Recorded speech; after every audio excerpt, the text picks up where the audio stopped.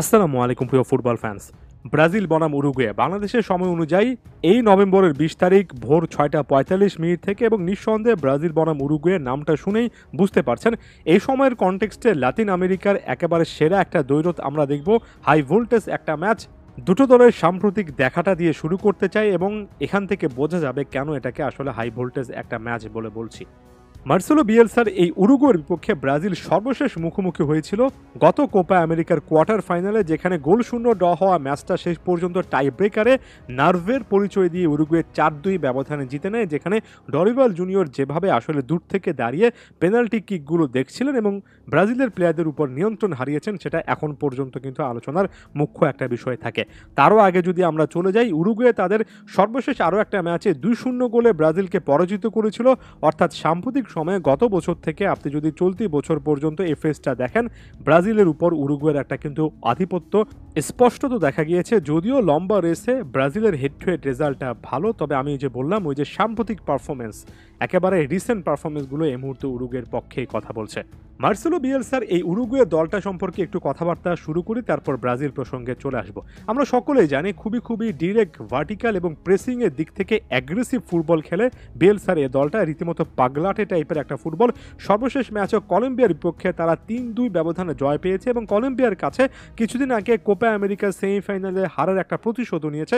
বড় মতো খুব একটা বেশি প্রতিপক্ষকে বলে দখলটা নিজেদের কাছে শান্তি মতো রেখে পজিশন বেসড গেম তারা খেলতে দেয়নি। একটার পর একটা ট্যাকেল, একটার পর একটা অ্যাগ্রেসিভ প্রেসিংয়ের মাধ্যমে 18টা ফাউল কিন্তু এই ম্যাচে উরুগুয়ে করে। আরও একবার আমরা এই রিলেন্টলেস প্রেসিং দেখব, আরও একবার পুরো ম্যাচটা একেবারে হাই টেম্পোতে প্রতিপক্ষকে খুব একটা বেশি সেটেল করতে না দিয়ে এমন টাইপের একটা ফুটবল উরুগুয়ের কাছ থেকে সকলে আশা করছে।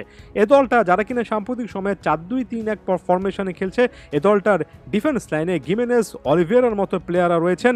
মিডফিল্ডে অভিজ্ঞ বেন্টানকার এবং রিয়াল মাদ্রিদের ফেডেরিকো ভালভার্দে আছেন।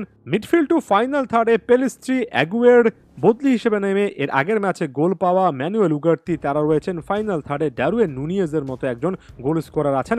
সব মিলিয়ে একেবারে আলাদাভাবে চিন্তা করতে গেলে হয়তোবা ব্রাজিলের মতো অনেক স্টার ফুটবলার আপনারা খুঁজে পাবেন না, তবে একটা টিম হিসেবে, একটা ব্লক হিসেবে সাম্প্রতিক সময় এ দলটা যথেষ্ট যে ভালো ফুটবল খেলছে, সেটা যারা কোপা আমেরিকা বা কনমেবল অঞ্চলের খেলাধুলা ফলো করেন তারা খুব ক্লিয়ারলি জানেন। এখন ব্রাজিল প্রসঙ্গে চলে আসি। ট্যাকটিক্যালি ডরিভালের জন্য এটা রীতিমতো একটা অগ্নি পরীক্ষা। প্রথমত এটা একটা হোম ম্যাচ, নিজেদের ঘরের মাঠে হোম অ্যাডভান্টেজটা কাজে লাগিয়ে জয় তুলে আনতে হবে। ডরিভাল জুনিয়রের এর বাইরে কিন্তু আসলে চিন্তা করার খুব একটা বেশি সুযোগ নেই। এর আগের ম্যাচে স্টার্টিং লাইন আপটা যেমন রেখেছেন, ঠিক একই রকমের একটা স্টার্টিং লাইন আপ অনেকে আশা করছেন। যদিও অনেকে বলছেন যে শেষ পর্যন্ত রাইট ব্যাক পজিশনে দানিলো ফিরে আসার সম্ভাবনা আছে এবং এটা একমাত্র পরিবর্তন হতে পারে।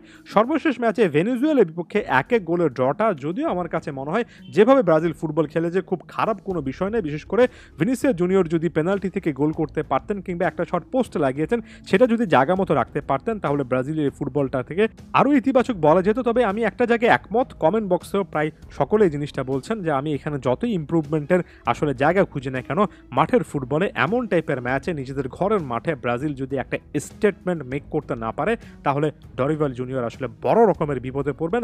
এমনকি নিজের চেয়ারটা নিয়েও কিন্তু একটা বড় রকমের সমস্যা তৈরি হয়। তাই ব্রাজিল ফ্যানদের মধ্যে যারা আসলে ডরিভালকে আর দেখতে চান না, তারা এই ম্যাচটার দিকে আলাদা করে ফোকাস করতে পারেন, কারণ ওই যে বললাম ডরিভালের জন্য আসলে এটা একটা অগ্নি পরীক্ষা হচ্ছে।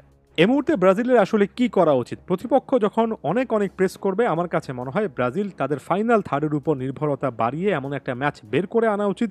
এমন একটা ম্যাচে রাফিনা, যিনি কিনা দুর্দান্ত ফর্মে আছেন, ভিনিসিয়াস জুনিয়র, স্যাভিনো, এদের উচিত তাদের অ্যাকচুয়াল ক্লাস দেখানো। মিডফিল্ডের একেবারে বিশাল একটা টেস্ট হবে। উরুগুয়ে এমন একটা দল যারা কিনা মিডফিল্ডে অনেক বেশি করে ডমিনেট করে খেলতে পছন্দ করে। এর আগের ম্যাচে কিছুটা পজিটিভ আপডেট নিয়ে আসা এই ব্রাজিলের মিডফিল্ডটা আসলে এই মুহূর্তে কেমন করবে, সেটাও একটা বড় রকমের পরীক্ষা। সো ব্রুনো গিমারেস, গার্সন, আলাদা করে মিডফিল্ডার প্রোফাইলদের দিকেও নজর রাখতে হচ্ছে। সব মিলিয়ে লাতিন আমেরিকান একটা ক্লাসিক ম্যাচ আশা করছি। এই ম্যাচটা নিয়ে পরবর্তীতে আলোচনা করার চেষ্টা করব ম্যাচের পরে। অবশ্যই ফুটবল ফ্যাকের সাথেই থাকবেন। ধন্যবাদ সবাইকে।